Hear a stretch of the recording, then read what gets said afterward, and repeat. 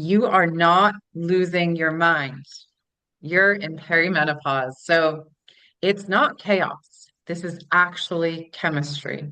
Once you understand what your body's actually doing, everything starts to change. So today we're getting real about one of the most misunderstood and most powerful transition in a woman's life, perimenopause.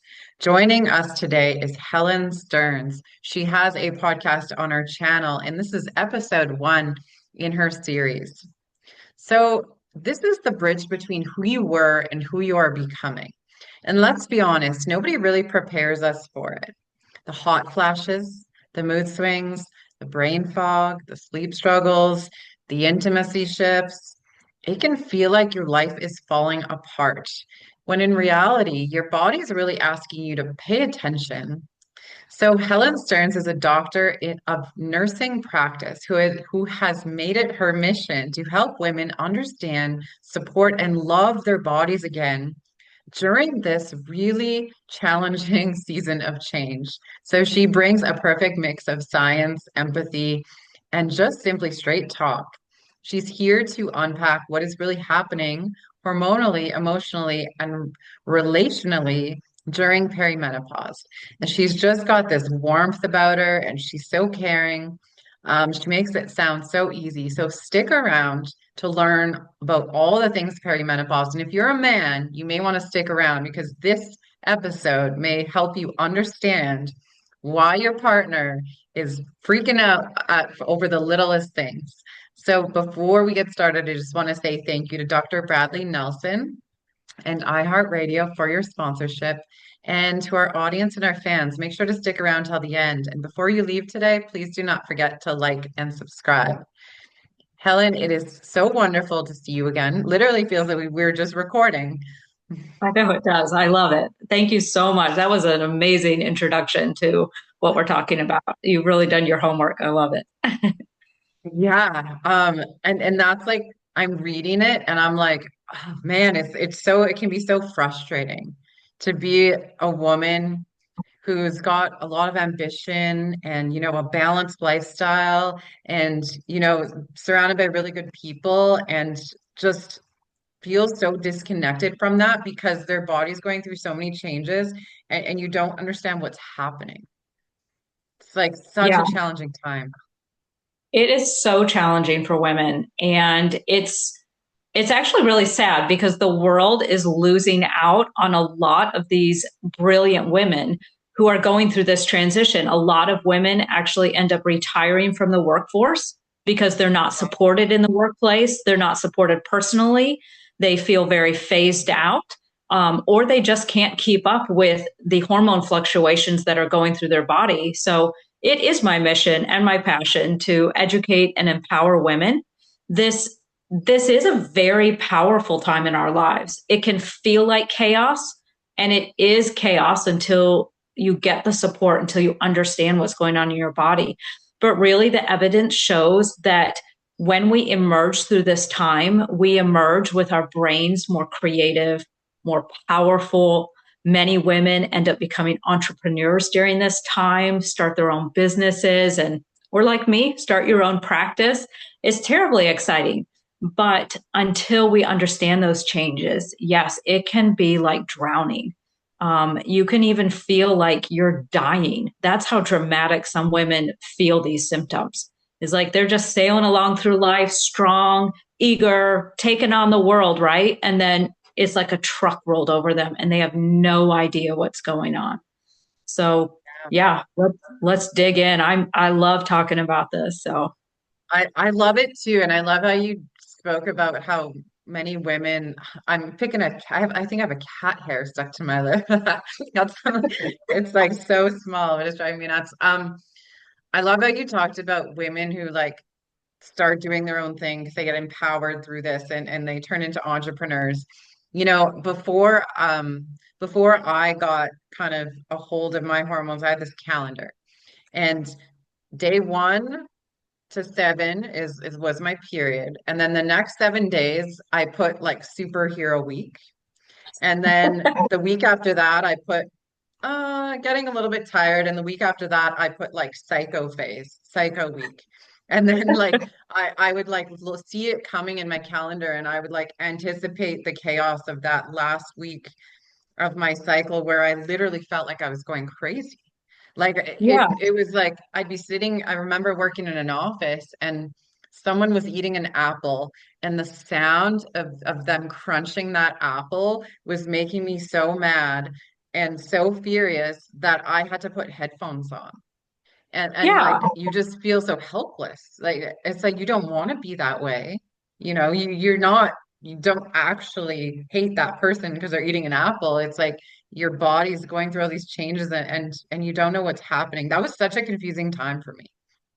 I know, and I congratulate you on becoming so self-aware. It's like what's required of us as women, right? I mean, I just feel like men, they really have to be very, very intentional to be self-aware, but we're almost like tasked with it. I remember like I used to get so insanely fatigued before my period.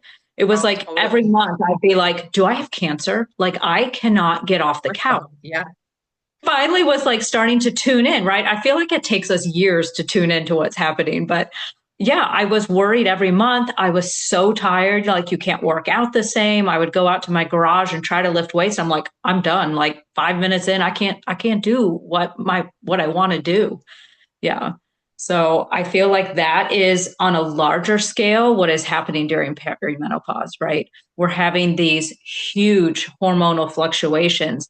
And instead of making sense, like you with your little detailed calendar, which is really funny, but also awesome, it's going to be so unpredictable. It's not going to follow a pattern necessarily. Yes, you may, because you are usually still cycling during perimenopause, right? You may see some kind of pattern, but it's not going to follow exactly, this 27 beautiful 28-day calendar. So, Yeah, you're right. And it didn't. And then I'd be like, today's day 14, today's superhero day. Why do I not feel like a superhero?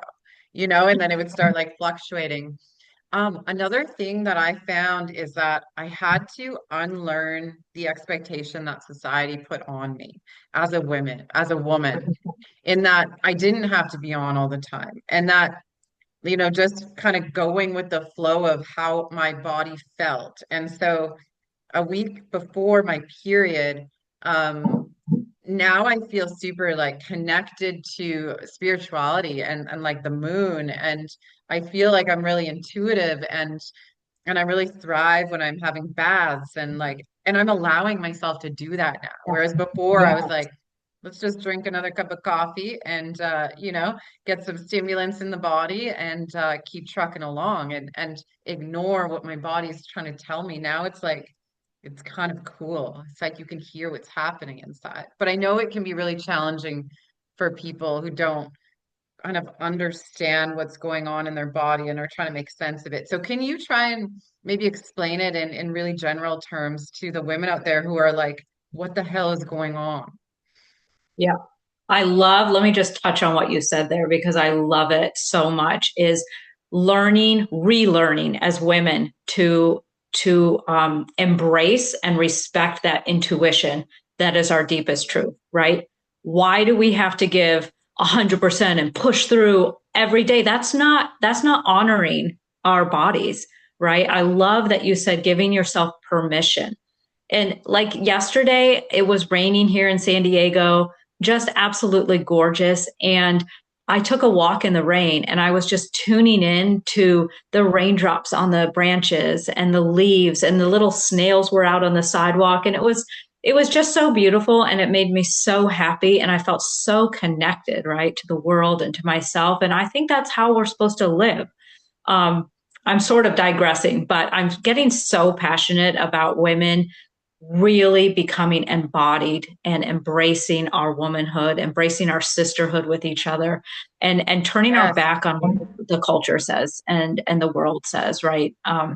But to answer your question is, yeah, let's talk directly to the women who feel like all of a sudden a truck has rolled over them, or all of a sudden feel like divorcing your partner, right? Who you know deep inside that you still really love, but for some reason you're feeling so disconnected from everybody and super annoyed. So what you might be feeling as a perimenopausal woman, and this can happen as early as your late 30s, is you can be experiencing over 40 different symptoms, hopefully not all 40. But if you're starting to feel something just weird and off, first of all, trust your body, trust yourself. Do not let yourself get dismissed. So these symptoms can be anything from skin changes.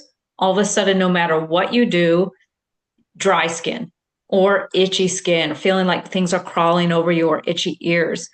One of the first complaints that many, many women experience is sleep issues. It's usually not falling asleep that's the issue. It's usually waking up in the middle of the night, usually around 2 to 3 a.m., and difficulty falling back asleep. This can be devastating in and of itself because then your stress levels rise during the day.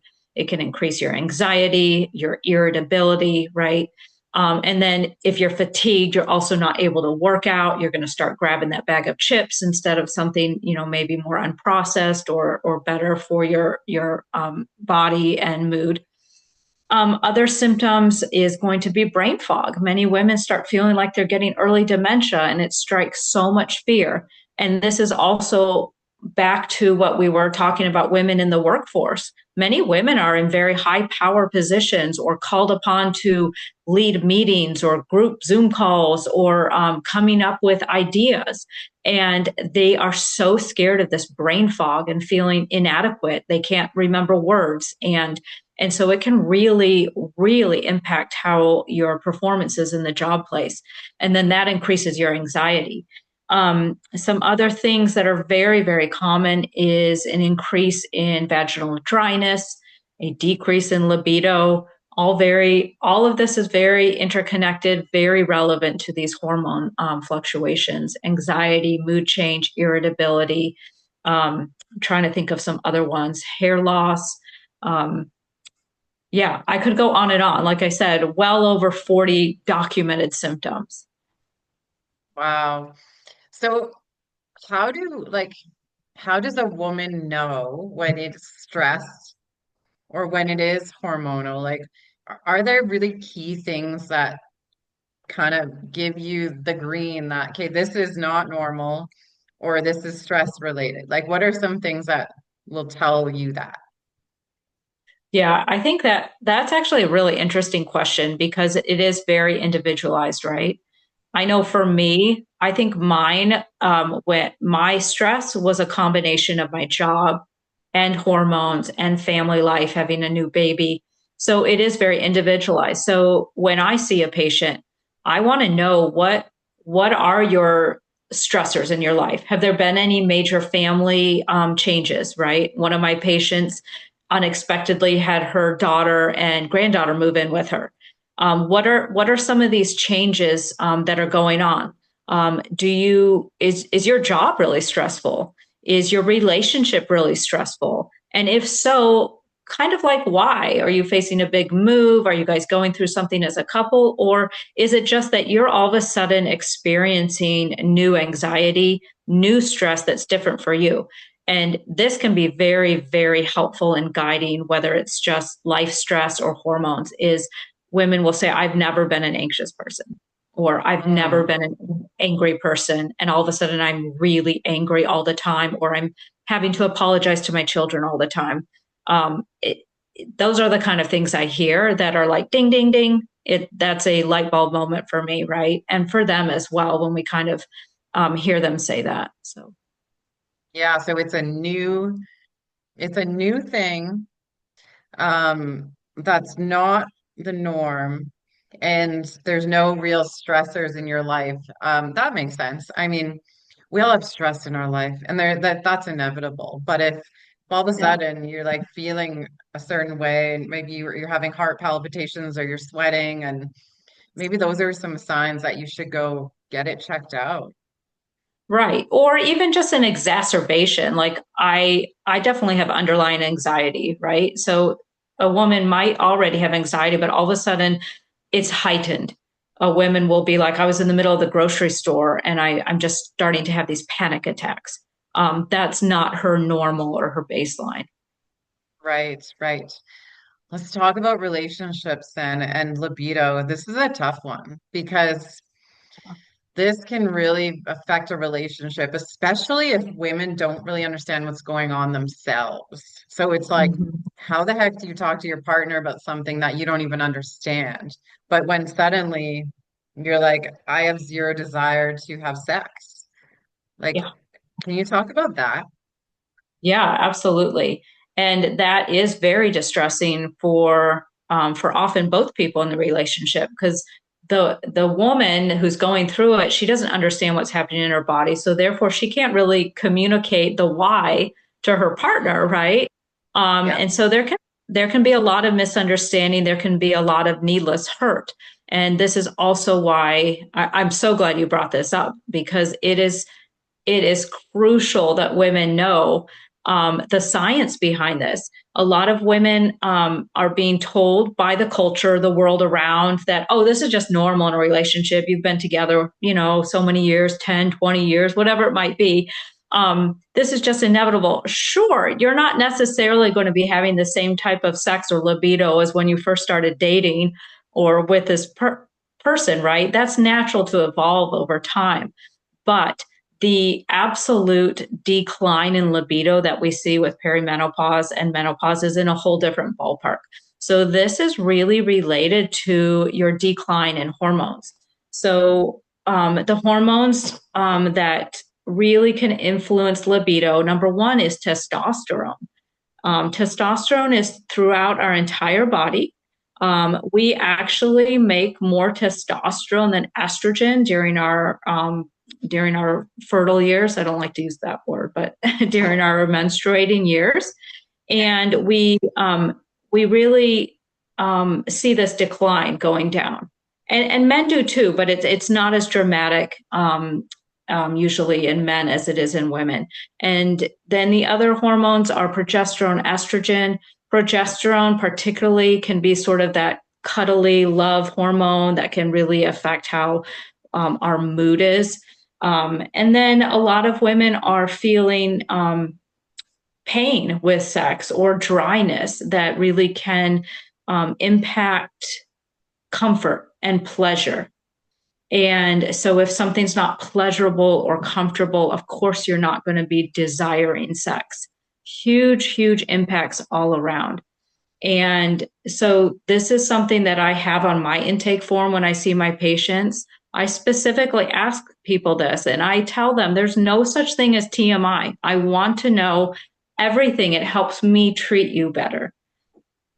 Right. Yeah. Because it could be some guilt and shame, behind telling someone that, I don't feel attracted to my partner anymore. But that makes me want to ask you this. Can hormone shifts actually make you fall out of love or lose attraction to your partner? You're asking some very deep questions, and I love it. And I think it's so individualized because I think midlife can bring up a time where women start asking themselves the hard questions, or we start becoming more in tune, like we were talking about, with our desires and what we want. And sometimes that can bring up uncomfortable questions that you've kind of been burying down, right? Am I really Right. satisfied with this partner? Do I really want to stay with this partner? Am I getting my needs met? This is not a bad thing to ask these questions. And for some women, it's not hormones. It's for some women, they start to tune in really with their desires and what they need and what they want. I can't remember if you and I talked about this, but I did hear a funny thing where one doctor was saying, yes, some women just need HRT, husband replacement therapy.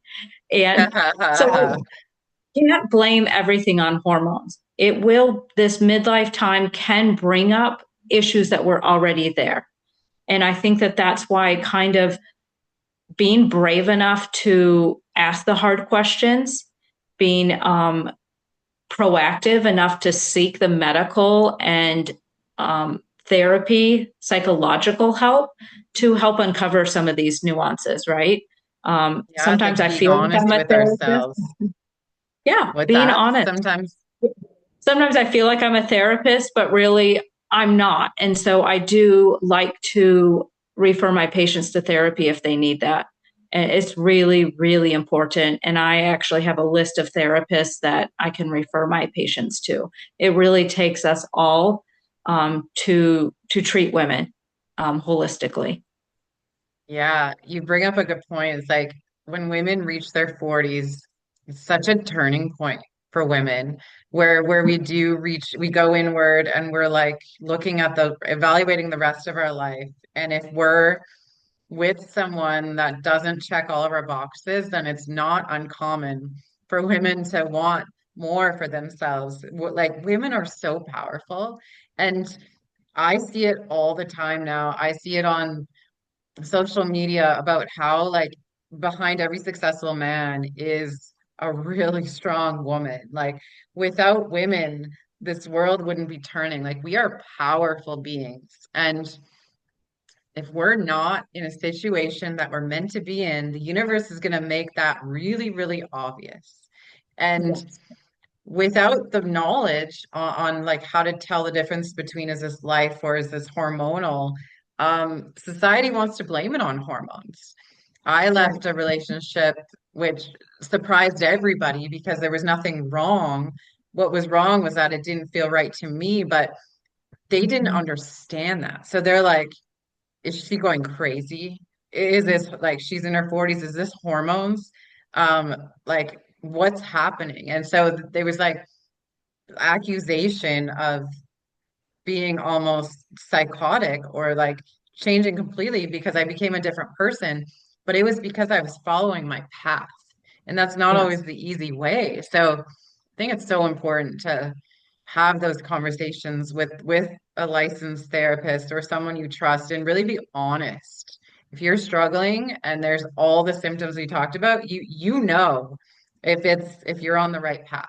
And if you're on the right Yeah. path, then I would say, go see someone and talk to them about your hormones and your medical issues. Yeah. And often you can also I love what you said.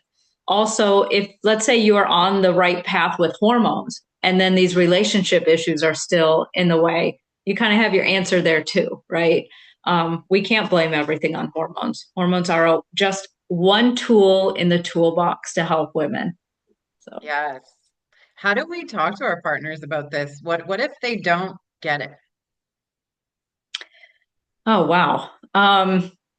You can't force anybody to change, right? You can't force anybody to read a book that you're throwing on their nightstand. And my hope is for women everywhere that they have really supportive partners that want to learn about it. And I would just start with like just a conversation. You guys are sitting on the couch together and hey, I learned a really cool thing. You know how I've been like really really anxious these days? Like that actually could be related to my hormone fluctuations and this is what's happening, or could be happening in my body right now and coming from like a hey, that's kind of cool that I found like what might be causing this increased stress or anxiety and hopefully they're right there by their side and being like hey, that's cool, honey, because I noticed like you have been really stressed or, um, hopefully you have a partner that says, hey, how can I best support you? Is always Right. my hope for my patients. And I know that's not always going to be the case, but yeah. Yeah, so true. So now I want to talk about mood swings. So why can these mood swings feel so unpredictable? Like one minute you're laughing your ass off and the next minute you're in the bathroom crying. Like why does that happen? Because we are chemical beings. And that's really a short answer to our hormones are directly affecting serotonin and dopamine receptors in our brain, and GABA receptors, right? Those are the three biggies for mood. And so if you think about if you're not getting this just steady state of hormones, your receptors in your brain are going like, what the, like what's happening? And you're going to have these emotional changes. If I hate to say we're just like a body full of chemicals, because I really believe in like, the soul and stuff, or I'm starting to actually. It's kind of funny. My own spiritual journey here I'm on. But yeah, we really are very, very influenced by the hormones and the chemicals in our brain. And it really is, I hate to say it's simple, but it's as simple as that, is that it's very complex what's happening. But that's really why we're having those changes. And I think, Yeah, oh, sorry, absolutely. I'll also add is that many women are not sleeping well. And so if you're not sleeping well, if you're getting woken up multiple times because of night sweats, can you imagine that what that's doing to our body during the day? We're fatigued, we're snappy, we're emotional, our cortisol levels are up, our insulin, everything is just off. We're inflamed. Huge, huge downstream impacts throughout our body. Yeah, sleep is so important. Yeah, yeah, very. It is the bedrock for pretty much everything in our body. It needs to be the foundation for our health and longevity, which is why it's one of the first things that I try to treat, not just with hormones, but talking to my patients about sleep hygiene and the things that are going to lead to good sleep, magnesium, right? And whatever those needs may be for each woman, we talk through them. Yeah, the phone, putting the phone down. That's a big one before bed. Yes. Yep. So, what about the weight gain? A lot of women who are going through hormonal changes, they find it really difficult to lose weight. They feel like Mhm. they're gaining a lot of weight, especially around their center. Yeah. Why is that happening? So that again comes down to hormones. We gain about, I would say, about 7 to 8% increase in visceral fat without doing anything. And that is going to be the fat in our middle that's coating our organs. And that's actually what has been termed like toxic fat. This is the one that, really can impact the health of our organs. Many women feel like they're to blame for this weight gain, when in reality, they have nothing to do with it.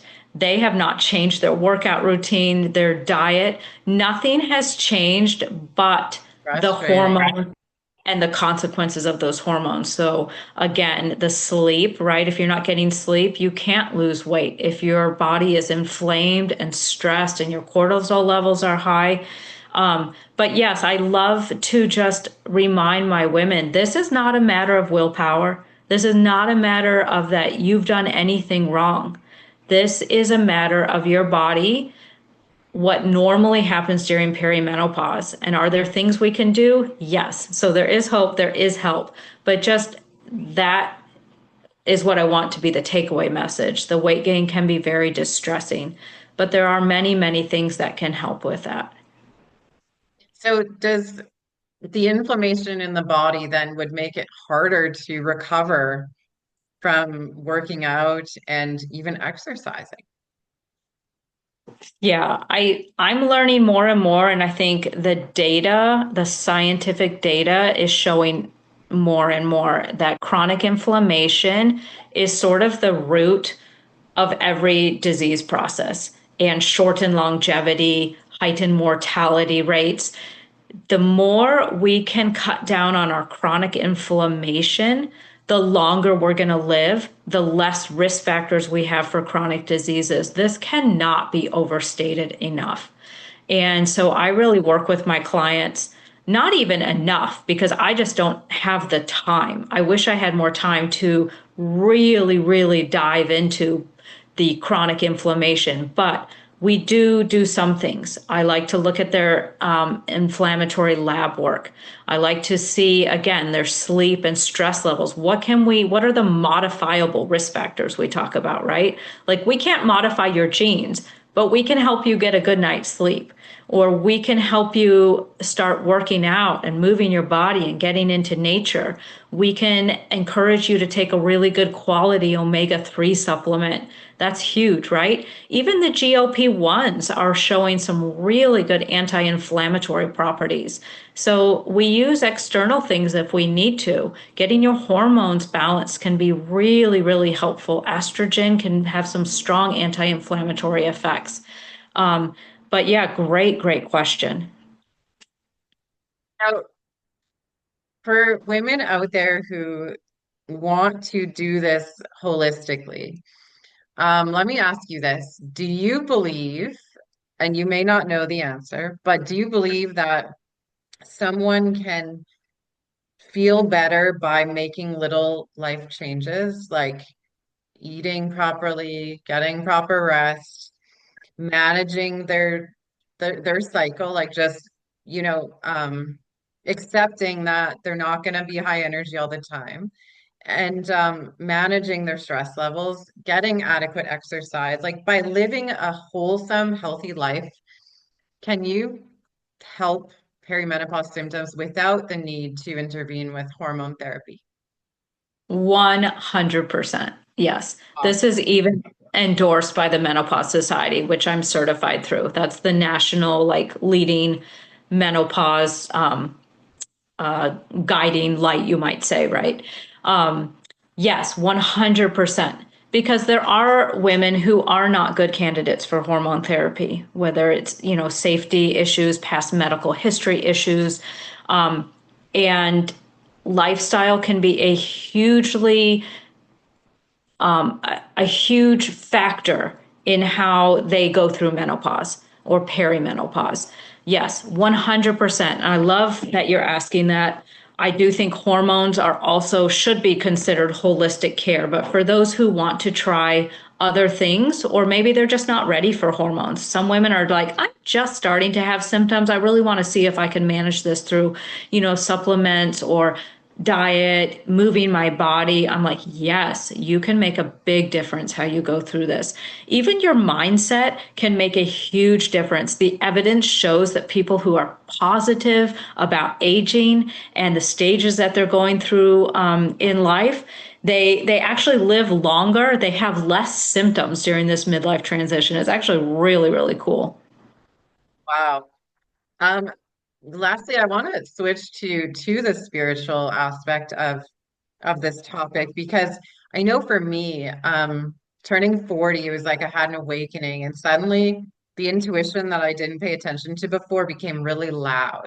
Is it normal for women who are transitioning through these phases in their life to become more connected to themselves and the universe? Is that a normal phase in going through perimenopause and menopause?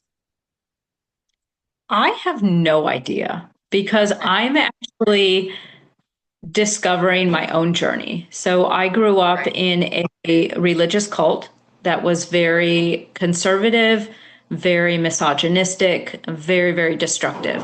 And so when I left that environment, I didn't know who I was. I didn't know what I believed. And since then, I've had to go through my own journey, which has been like not even sure if there's a God and turning myself off from basically all spirituality, right? I was so burned on that and religion, organized religion. And I hope I'm not oversharing, but Oh, not at I all. I am partnered with a hardcore atheist who is a scientist, right? And that has also shaped my journey. But now, as I've been connecting with women and through my practice, through my passion to empower women, I'm actually starting to crack open a little bit to the possibility that there's more to this life, this realm. I'm working and meeting with acupuncturists and empaths and Reiki and somatic healers. And I'm like, maybe there's not like a lot of scientific data on this, but wow, does it feel amazing? Is it helping people? Yes. Like it's been it's been the start of a journey. I'm not going to lie. I don't have a great answer for you for this.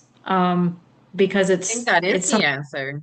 I think it's is that maybe we don't know everything. We don't know everything. And I think you're right. It's so individual. Whatever works. Like whatever Yeah. works. And I love that you're looking at it from a holistic viewpoint, that you're open to those things.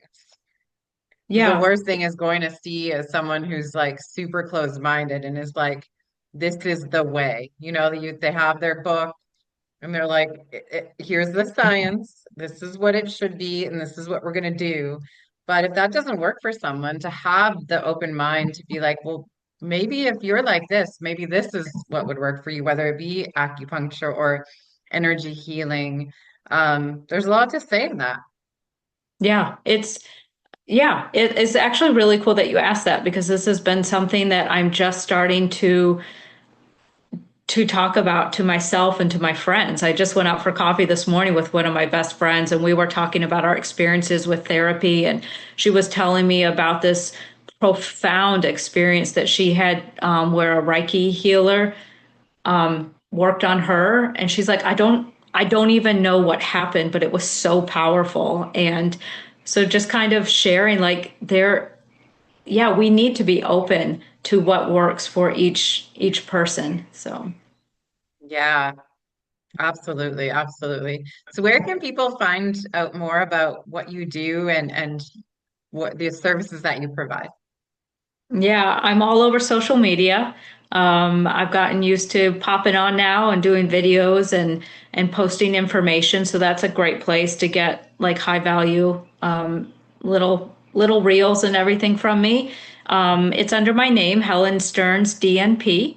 And also my website is where like I'm officially there online, and you can actually book a consult. You can book like a free inquiry call if you kind of want to hear more about what I do or tell me a little bit about yourself, and I can tell you if I think that that's like a good fit for what I do.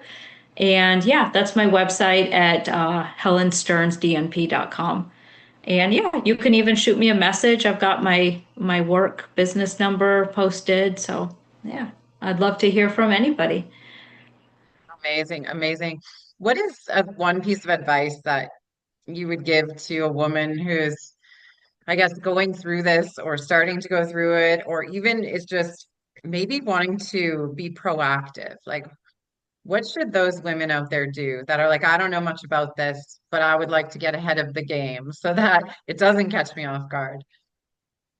Yeah. So, first of all, trust your body, trust yourself. Don't allow yourself to be dismissed if you know something is wrong. Um, Find a good specialist. I know that can be easier said than done, but if you're listening to this, then you know at least I'm here. And I'm only licensed for California, but I have wonderful resources and websites that I can point you to that where you can find a reliable practitioner in your area and who are very educated, very trained. So there is a whole network of us. And yeah, that can, if you're listening to this, at least start with me. And I can point you to someone who can help you. Awesome. What about a community? Do you think a community of women is important? 100%. Women who regularly go out with their girlfriends live on average, it's like another 4 or 7 years or something crazy. Wow. Women, yes, I am getting fed life by being with other women. I just love it so much. It's been such a joy to connect with not just my friends, but new women in the San Diego County area and around the country. Yes, connect with women. Do be careful with some of the online groups, right? There's a lot of misinformation out there, and That's a just fact. really, yeah, really vet who you're going out with. Make sure they're really feeding your soul. But 100%, we need our girlfriends. Yes. Do you think the phase, there was like the competitive phase between women. Do you think that's phasing out?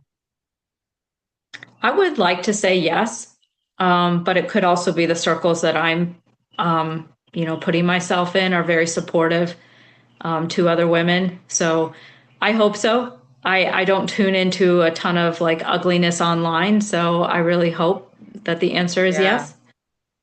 Yeah. I just feel like the trend that I'm seeing now is like women empowering women.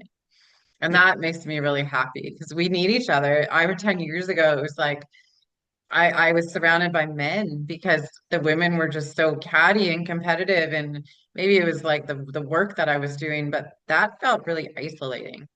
And men just don't get it. Yeah. Yeah. No, that's actually one of my hashtags that I always put on my Instagram post is women empowering women. It's such a beautiful thing. It is, it is. And you are doing just that. So thank you for the work that you're doing. Yeah, thank you very much for hosting me and for the work you're doing. You bring a lot of really cool people on. So, Yes, amazing. Well, you're going to be back because this was episode one of your series. So I look forward to seeing you again, and our audience will be looking forward to what you have to say next. And to our audience, thank you so much for tuning in. And if you have any questions about perimenopause, please reach out to Helen. We'll make sure to have her information in the show notes. But yeah, don't struggle, don't suffer, don't settle. Go find your people. The world's vast and we're here to enjoy life, not to struggle. So if you're struggling, stop it. Figure it out. Go find some help. yeah, figure it Take care, out. everyone. Yeah.